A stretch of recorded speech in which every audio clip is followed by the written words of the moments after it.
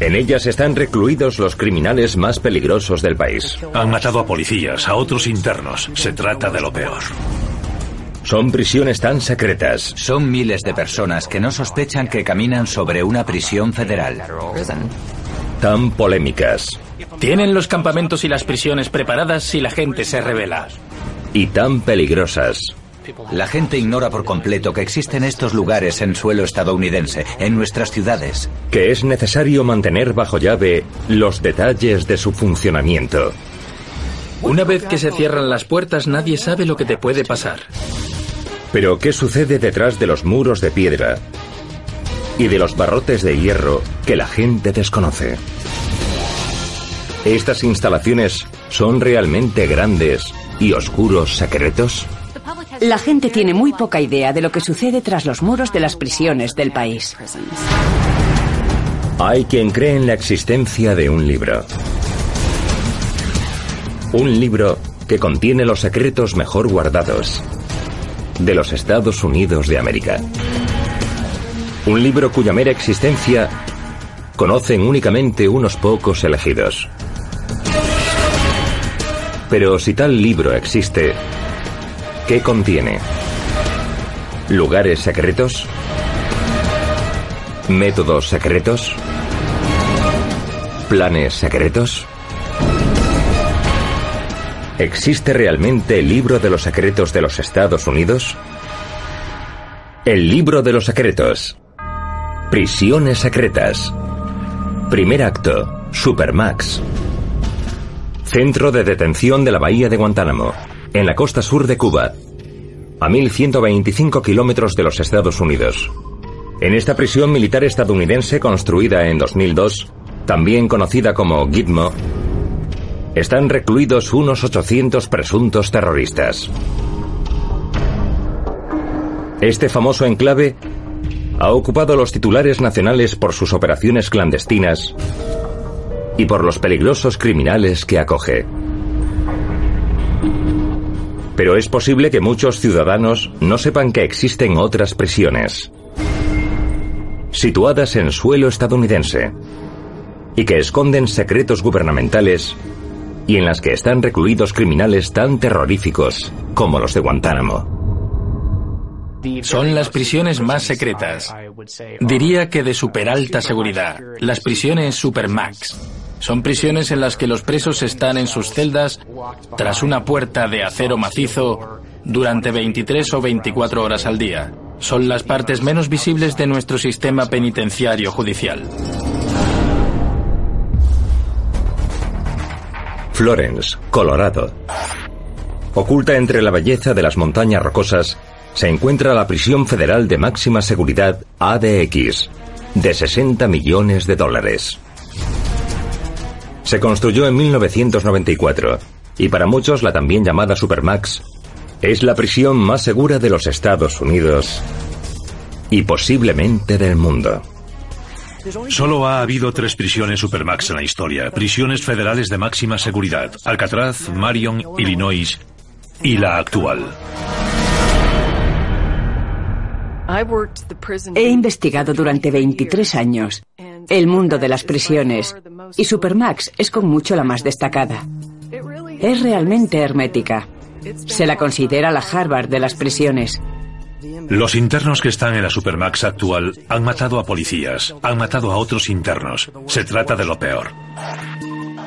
De los 219.000 reclusos que aproximadamente maneja el sistema penitenciario, en la Supermax solo hay plazas para 490. Y no está llena. Hay que ganarse ese derecho. Los propios reclusos se consideran personas muy importantes por estar en una Supermax. Para ellos simboliza el estatus.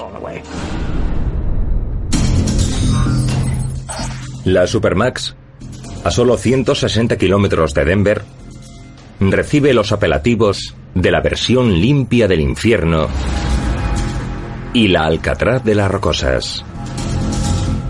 Al aproximarnos a ella vemos que hay 6 torreones de vigilancia, muchísimo alambre de espino, patrullas móviles y agentes armados en vehículos que patrullan el recinto. Seamos francos, es la prisión más segura de los Estados Unidos. Los reclusos de Supermax son tan destacados y peligrosos que su traslado a la prisión exige medidas extra para asegurarse de que no escaparán. Durante el traslado puede haber de todo, desde un helicóptero Black Hawk hasta aviones charter. Utilizan toda clase de esposas, grilletes y cadenas. A veces también hay artilugios electrónicos que proporcionan una descarga si tratan de huir. No puedo revelar los detalles sobre cuántas personas supervisan esos movimientos, pero son muchas. Hay sistemas antihelicópteros.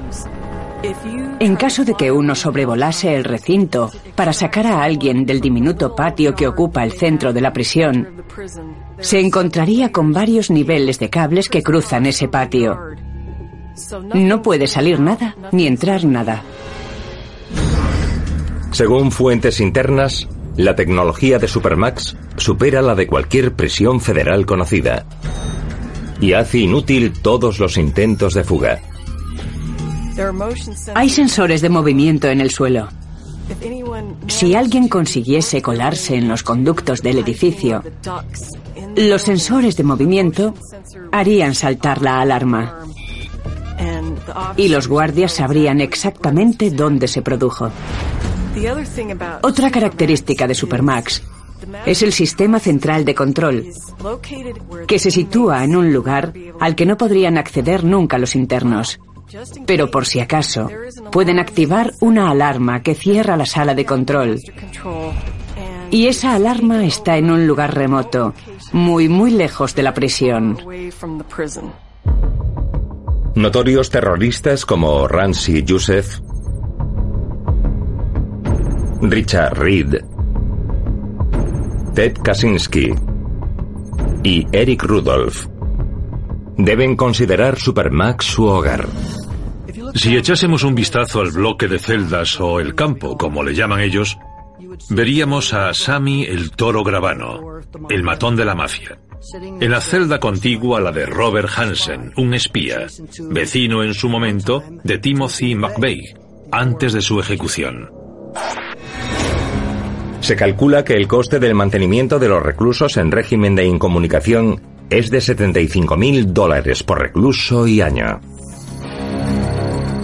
Pero no nos dejemos engañar por las cifras. A pesar de que Supermax sea una prisión con un alto nivel tecnológico, no es un hotel de lujo. No hay nada lujoso. Disponen de una cama de cemento con un colchón muy pequeño. Hay una mesa también de cemento macizo y un asiento de cemento. Tienen una ventana, pero se trata de una ventana de 10 centímetros de ancho que no tiene vistas a las rocosas. Puede dar simplemente a la parte de atrás de otro edificio. Al margen de eso, lo que reciben los reclusos es pasta dentífrica, un cepillo de dientes, un par de calzoncillos y el uniforme. Pero aunque parezca increíble, Supermax es algo más que una prisión para las mentes criminales más famosas del mundo. Cumple otra función, más secreta, que se considera crucial para la seguridad del país.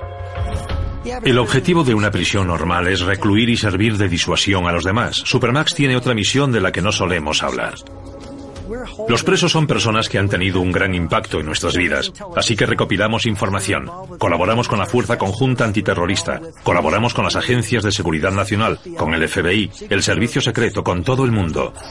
Como a algunos reclusos les gustaría seguir controlando el mundo desde la prisión, nuestro trabajo es minimizar ese intento cuando no erradicarlo por completo.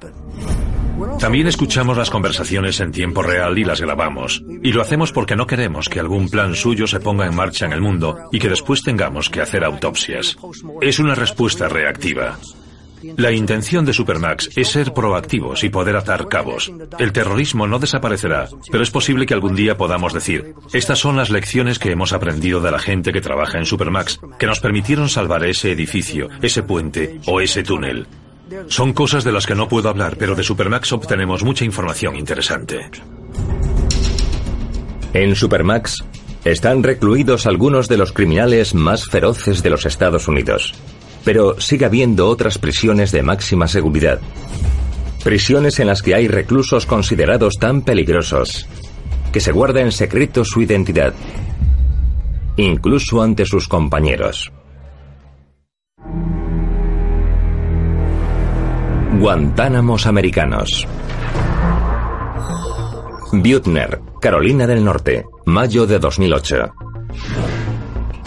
En la penumbra de las horas previas al amanecer, los guardas entran en la celda del recluso Andrew Stepanian en el Correccional Federal. Encadenan al recluso de 29 años sin dar explicaciones y se lo llevan del lugar. Me colocaron en la cintura un gran cinturón de cuero como el que utilizan los levantadores de peso con un aro. Metieron las esposas por el aro y le dieron una vuelta alrededor del mismo. Luego las taparon con una caja negra con cerradura. Me esposaron los pies, de modo que no podía moverme. Al cabo de unas horas, trasladaron a Andrew en secreto hasta un avión privado con 30 presos más a bordo. ¿Por qué? ¿Qué había hecho el recluso para merecer un traslado tan singular y clandestino? Me condenaron a 36 meses de cárcel en una prisión federal por infringir la Ley de Protección de Empresas Animales de 1992. Causé daños valorados en más de $10.000 a empresas que utilizaban animales en sus investigaciones, y el Departamento Federal de Prisiones me consideró un terrorista. ¿Pero por qué trasladaron de repente y en las primeras horas del día a Andrew Stepanian, que había cumplido casi toda su condena en un centro de seguridad media, a un lugar conocido como UGC, o Unidad de Gestión de Comunicación? Una prisión en la que están constantemente vigilados algunos de los grandes enemigos de la seguridad nacional. Las unidades de gestión de comunicación, o UGC, son dos centros del sistema penitenciario federal creados en 2006 y 2007. Uno está en la prisión federal de Terre Haute, Indiana, el otro en la prisión de Marion, Illinois. Su objetivo es restringir radicalmente cualquier tipo de comunicación de los reclusos con el mundo exterior. Las desarrolló en secreto el exdirector del Departamento de Prisiones, Harley Laplin. Harley Laplin presentó ante el Congreso en 2004 un plan para desarrollar un proyecto conocido como UAT, Unidad Antiterrorista. Tanto demócratas como republicanos lo paralizaron porque tenía un tufillo a discriminación étnica. A pesar de la oposición de ambos partidos, el Departamento Federal de Prisiones abrió las dos UGC y empezó a llenarlas. ¿Pero por qué? ¿Crearon esas prisiones como parte de otro plan gubernamental más secreto?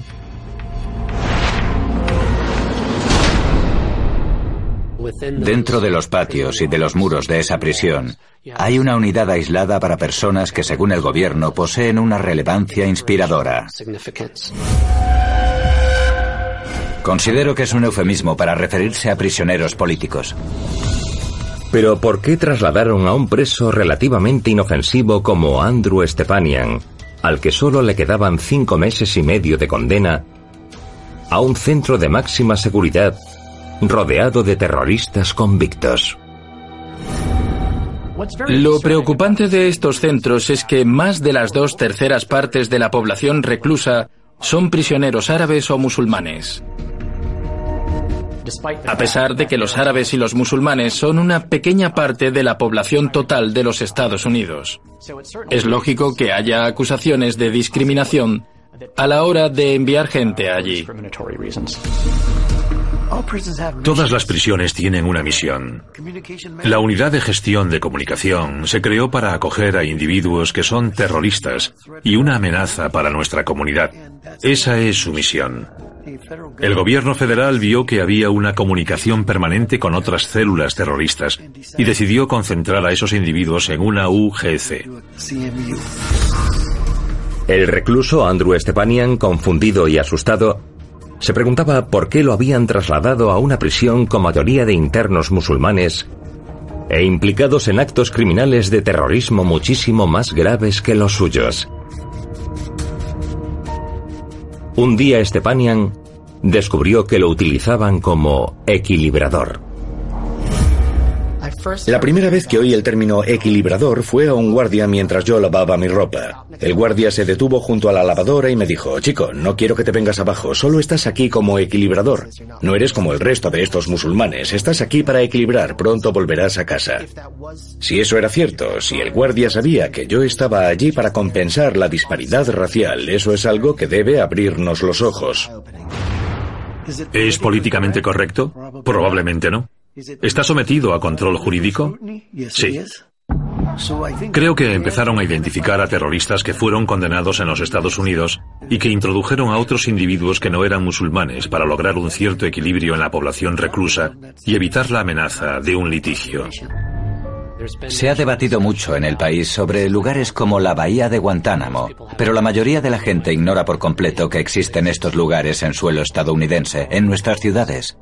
Son prisioneros dentro de unas prisiones que, en cierto modo, son peores que las prisiones más extremas del país. ¿Mantiene el gobierno de los Estados Unidos prisiones secretas para terroristas? ¿Prisiones que actúan como Guantánamos americanos? ¿Y cuya población es mayoritariamente musulmana?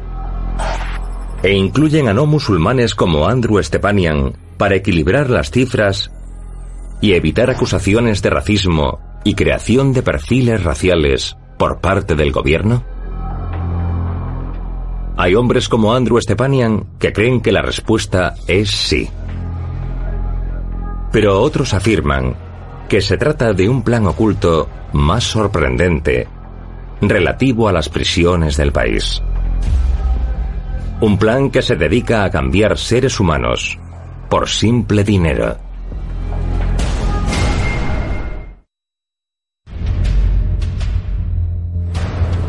Prisiones con ánimo de lucro.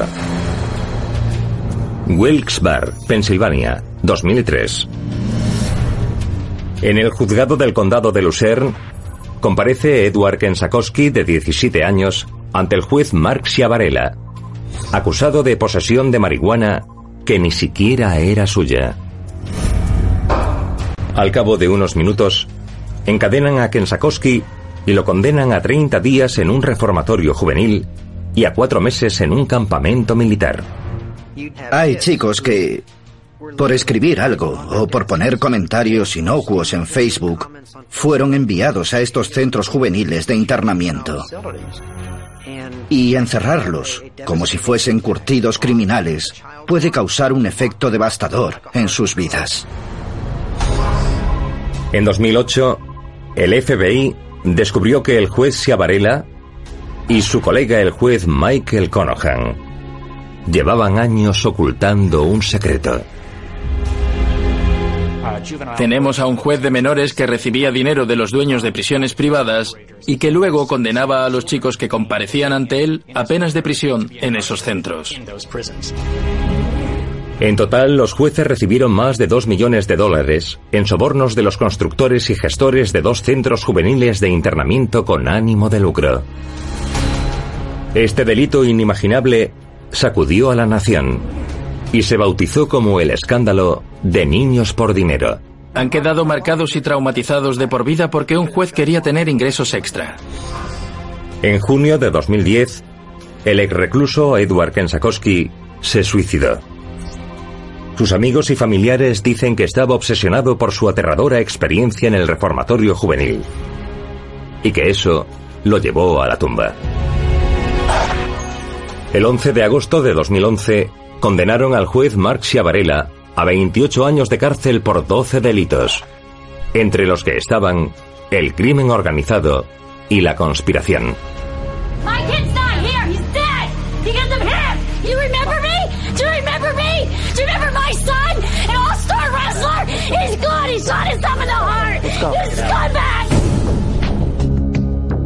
El 23 de septiembre de 2011 condenaron al juez Michael Conohan a 17 años y medio de cárcel tras declararse culpable de conspiración y crimen organizado.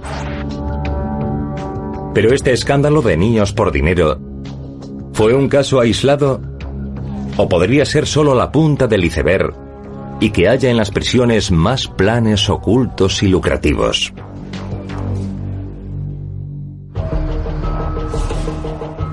14 de agosto de 2013. The Economist publica que los Estados Unidos, un país que representa solo el 5% de la población mundial, cuenta con el 25% de los reclusos del mundo. Sorprendentemente, está encarcelado 1 de cada 107 estadounidenses.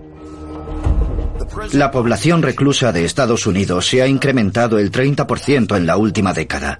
Su población reclusa es la más grande del mundo, más que la de China, que tiene 1.000 millones de habitantes.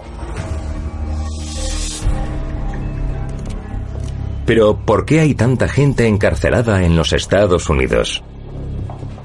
Los legisladores querían que los electores viesen que tenían mano dura contra el crimen y empezaron a aumentar las condenas de los distintos delitos. Después inventaron la ley de reincidencia. La guerra contra el narcotráfico incrementó muchísimo la población de las prisiones federales. Algunos sugieren que la privatización de las prisiones es una de las causas principales del asombroso aumento de los índices de encarcelación en los Estados Unidos. Empezó a haber prisiones privadas hace 30 o 40 años. La Corporación de Correccionales de América la creó un grupo de personas que creían que podían ganar dinero encarcelando a la gente en recintos privados y empezaron desde abajo, con cárceles municipales y de condados. Después crecieron cada vez más. La Corporación de Correccionales de América, o CCA, es la mayor empresa de prisiones con ánimo de lucro. Controla más de 60 prisiones en todo el país. En sus instalaciones disponen de unas 90.000 plazas. El año pasado tuvieron unos ingresos brutos de 1.700 millones de dólares. En las prisiones públicas eres básicamente un número. En las prisiones privadas eres un número con el símbolo del dólar delante.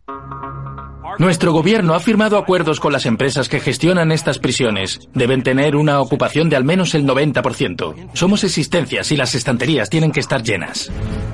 En 2012 se publicó que las 3 grandes empresas de prisiones privadas, CCA, Geo Group y MTC, habían gastado unos 45 millones de dólares a lo largo de 10 años como donativos de campaña y gastos en grupos de presión. Se trata de muchísimo dinero. Nadie hace donativos de campaña sin esperar nada a cambio.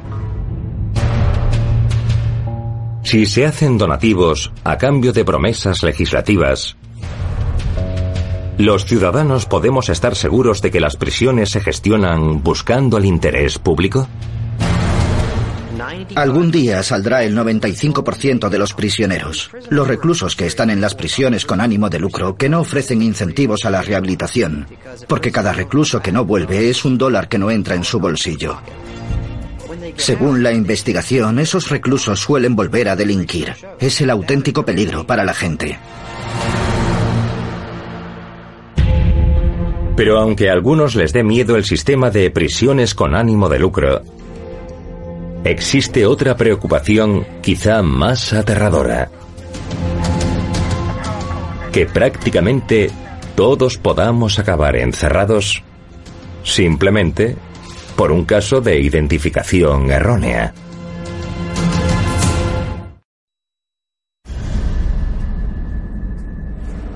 Las celdas secretas. Los Ángeles, California. 5 de junio de 2007. Héctor Veloz, un ciudadano estadounidense y residente desde hace tiempo en California, se dispone a salir de una prisión federal después de cumplir una condena de 6 meses por recibir mercancía robada. Pero cuando Veloz cree que quedará en libertad, le dicen que no se irá a casa como había pensado. Cuando estaban tramitando los papeles de la puesta en libertad, nos retuvieron a mí y a otros 4 reclusos. Nos dijeron que seríamos objeto de una deportación. Que alguien te diga a la cara que no eres ciudadano de este país es el mayor de los insultos. Veloz dice que lo trasladaron a un centro de procesamiento no identificado de Bakersfield, California, gestionado por el Servicio de Inmigración y Control de Aduanas, o ICE, y el Departamento de Seguridad Nacional. Me llevaron a un centro de traslado del ICE, un edificio con pinta de estación. No tenía ningún letrero oficial, nada que te dijese que estabas bajo custodia del ICE. Según otras fuentes internas, Este es uno de los más de 180 enclaves secretos conocidos como agencias de campo o centros de procesamiento que se ocultan a la opinión pública.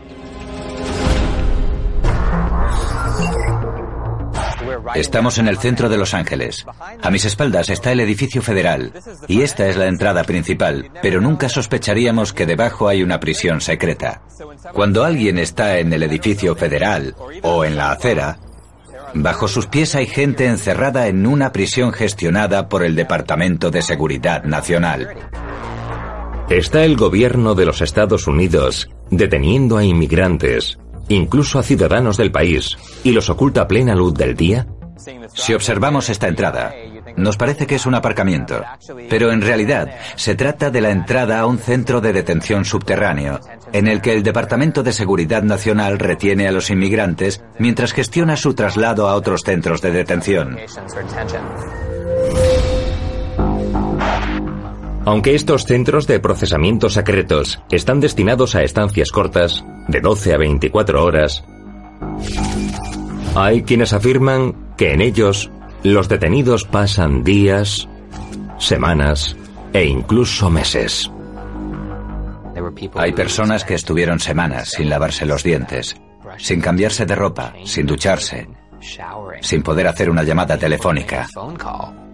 Imagínense lo que es que haya 2 o 3 baños para 50 personas. Después de estar 2 días en una celda, trasladaron a Héctor Veloz a Eloy, Arizona, y lo encerraron en un centro de detención del ICE. Allí estuvo encerrado 2 semanas, antes de comparecer ante un juez y solicitar su puesta en libertad. Envié las partidas de nacimiento de mis padres y la mía, y pensé que con eso se solucionaría todo. Pero no fue así. Hay gente que se pasó años y años en prisión, y son historias que se repiten. Identificación errónea, testigos falsos. Esas cosas pueden pasar, y se tarda años en aclararlas. Sabemos que pasan. El sistema comete errores. A pesar de que Veloz presentó su partida de nacimiento, documentos legales que preparó él mismo, y de la comparecencia judicial de su padre, un veterano de la guerra de Vietnam condecorado, tardaron 13 meses en reconocer por fin que era un ciudadano estadounidense y ponerlo en libertad. ¿El gobierno detuvo a este hombre y lo metió en la cárcel? En los Estados Unidos no pasan estas cosas. ¿O sí que pasan? No me imagino lo que pensó durante su encierro. Es una auténtica pesadilla. Se calcula que la detención y el tiempo de encarcelamiento de Veloz les costó a los contribuyentes decenas de miles de dólares. Pero Veloz es solo uno de los cientos de ciudadanos estadounidenses detenidos injustamente. Según los informes, fueron 800 los ciudadanos de este país detenidos en los centros de ICE entre 2008 y 2012. ¿Pero por qué? Los críticos creen que son las empresas de prisiones privadas las que marcan la política de inmigración del país. Creen que hacen presión para aprobar leyes que encierren a más inmigrantes. La mitad de los inmigrantes detenidos por el gobierno federal se recluyen en prisiones privadas. Por eso te preguntas quién está en nómina.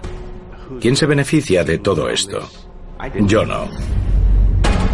Pero además de los cientos de ciudadanos del país detenidos injustamente en prisiones federales para inmigrantes, hay algunos que creen que existe un número creciente de otras prisiones secretas, igualmente insidiosas. Unas instalaciones que parecen ser inocuas, pero cuyo propósito oculto podría ser una amenaza para las libertades del país.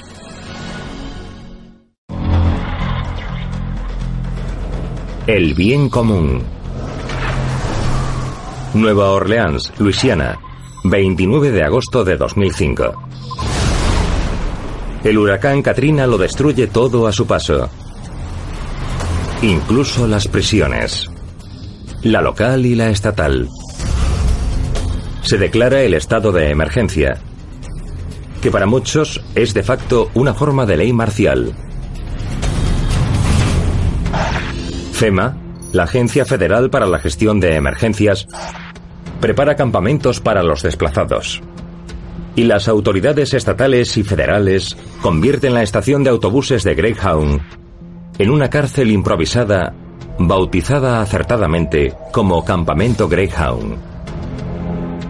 Vimos el huracán Katrina y cuántos desplazados provocó.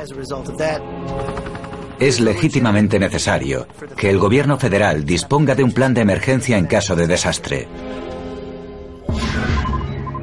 Brigantine, Nueva Jersey, 29 de octubre de 2012. El huracán Sandy arrasa miles de casas en Nueva York y Nueva Jersey. Se despliegan 45.000 miembros de la Guardia Nacional y de la Fuerza Aérea a lo largo de 7 estados para responder a las llamadas de auxilio. Al igual que con el Katrina, hay decenas de miles de personas que han perdido la casa. Y una vez más, FEMA monta campamentos provisionales para acoger a las víctimas en tiendas de campaña y caravanas. Pero aunque pocos pueden discutir que un desastre de tal magnitud requiere una respuesta igualmente extraordinaria, hay muchos que afirman que estos campamentos de refugiados funcionan más como prisiones que como albergues. Y creen que no es algo accidental. Los tuvieron encerrados, los alimentaron, les proporcionaron una cama y un lugar en el que vivir. En los campamentos tenía que haber seguridad. Acoges a miles de personas y no sabes nada de esos individuos. Algunos podrían ser unos criminales, unos asesinos, unos traficantes de droga. Por eso es necesario extremar la seguridad, porque es algo desconocido. Vas a un campamento de FEMA después de haber sufrido un huracán, por ejemplo, cuando lo has perdido todo. Entras allí y te dicen que no está permitido hablar con los medios de comunicación. ¿Por qué? Es responsabilidad del gobierno dar una respuesta adecuada en caso de catástrofe o desastre nacional. Pero el problema con los campamentos de FEMA es que las vallas tienen el alambre de espino apuntando hacia adentro. Lo que significa que es para retener a la gente, no para evitar que entre alguien. Es posible que utilicen las tácticas pseudomilitares de los campamentos FEMA como un simulacro que se ha urdido para llevar a cabo otro plan todavía más secreto. Se ha discutido mucho sobre la posibilidad de que el gobierno de los Estados Unidos esté elaborando planes de emergencia para enfrentarse a un levantamiento civil en masa.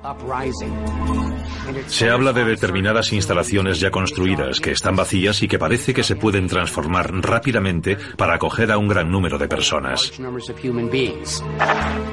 Para el gobierno no son campamentos de FEMA, sino centros de emergencia, programas de campos de trabajo para internos civiles o centros de recolocación de emergencia para la continuidad del gobierno. Algunos temen que los campamentos de FEMA supongan la vuelta a un período turbulento de la historia del país, cuando se reunió a los ciudadanos estadounidenses de origen japonés y se les obligó a dejar sus casas y sus negocios para ser trasladados a campamentos de detención durante la Segunda Guerra Mundial. No se puede descartar que los campamentos de internamiento puedan volver a asomar su fea cara en los Estados Unidos. Y digo volver, ha ocurrido antes y puede ocurrir de nuevo. Planean reunir a la gente del mismo modo. Tienen una lista con tu lugar de trabajo, tu escuela, lo que haces. Es verdad que el gobierno de los Estados Unidos se prepara para un futuro en el que podría reunir a sus ciudadanos e internarlos en centros de detención en los que correrían peligro sus derechos y libertades individuales. ¿Y todo ello en nombre del bien común? Quizá. Pero esta hipótesis descabellada empieza a parecer inquietantemente válida si observamos el hecho de que hay cientos de ciudadanos normales que cumplen condena en prisión por algo tan simple como un error burocrático.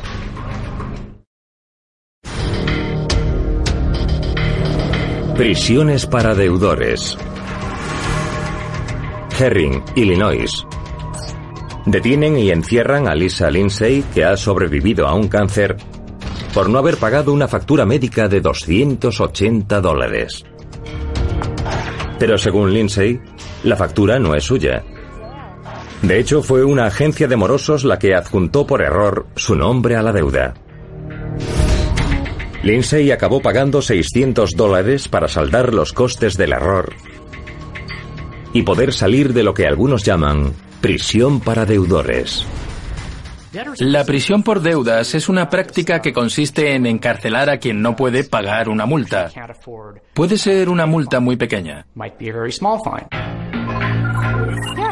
Hay miles de reclusos en las cárceles y prisiones del país que están allí por no poder pagar sus facturas. El Tribunal Supremo falló hace más de 30 años que era inconstitucional encarcelar a alguien por no poder pagar una multa, a no ser que el tribunal demuestre que esa persona puede pagar pero elige no hacerlo. Dicho de otro modo, no pueden encarcelarte por ser pobre. La prisión para los deudores se prohibió en los Estados Unidos hace casi 200 años. Entonces, ¿cómo puede ser que existan actualmente? Los casos de encarcelados por deuda suelen darse en juzgados municipales, cuando el acusado no tiene un abogado. Sucede todo sin ser detectado. Es una población pobre por definición, que no tiene poder político, que no tiene influencia, que no recibe la atención de los medios. Cuando se detiene a alguien por tener muchas multas por exceso de velocidad que no ha pagado y acaba en la cárcel, en una celda con 2 violadores, sufre un trauma que puede ser muy grave y aterrador para esa persona. A veces, por la masificación de las cárceles, los encierran con individuos con tendencias violentas. Ha habido casos de agresiones. En realidad, es tan sencillo que encarcelen a alguien por un error administrativo o unas simples deudas. Y si puede sucederle esto a cualquier ciudadano, ¿debería prestarle la opinión pública mayor atención al funcionamiento de nuestro sistema penitenciario y a los secretos que puede ocultar? Todo el mundo quiere ver qué está pasando dentro de esas instituciones. Quiere acercarse al borde del barranco y echar un vistazo, pero no quiere saltar, porque una vez que se cierran las puertas, nadie sabe lo que te puede pasar. Ciudadanos encarcelados por deudas menores e identificaciones erróneas. Jóvenes condenados a años de reclusión. Ciudadanos encerrados injustamente por presuntas infracciones de las leyes de inmigración. Se está expandiendo tanto el sistema penitenciario del país que pronto podrán detener a los ciudadanos por cualquier motivo. ¿Y todo en aras de la seguridad nacional? Nos están preparando. Es lo que pretenden. ¿Pero para qué nos preparan? ¿Es algo económico? ¿Podría ser un desastre natural, un terremoto? Puede ser cualquier cosa.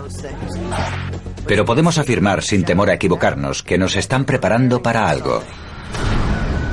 He participado en protestas en las que los policías parecían soldados de la Guerra de las Galaxias. Tienen los campamentos y las prisiones preparadas por si la gente se rebela. Son almacenes para los ciudadanos de los Estados Unidos. La gente tiene muy poca idea de lo que sucede tras los muros de las prisiones del país. Es innegable que el país de los libres, el hogar de los valientes, tiene la mayor población reclusa del mundo y sigue aumentando. La mayoría piensa que los presos son los otros. Lo cierto es que, con la mayor población de reclusos del mundo, muchos ciudadanos del país acabarán en prisión en algún momento de sus vidas. Puede tocarte a ti, a tu hijo, a tu hija o a un amigo. Deberíamos preocuparnos por lo que sucede allí, porque podríamos ser tú, yo o cualquiera. Los ciudadanos de los Estados Unidos, incluso los que respetan las leyes, ¿deberían estar preocupados por las llamadas prisiones secretas? Algunos creen que la respuesta es un sí rotundo. Pero hay algo cierto. Hasta que el país no conozca la verdad sobre sus prisiones, habrá miles de personas que se harán preguntas y temerán a lo desconocido. Mientras que otros simplemente girarán la cabeza y dirán: Aquí esto no puede ocurrir.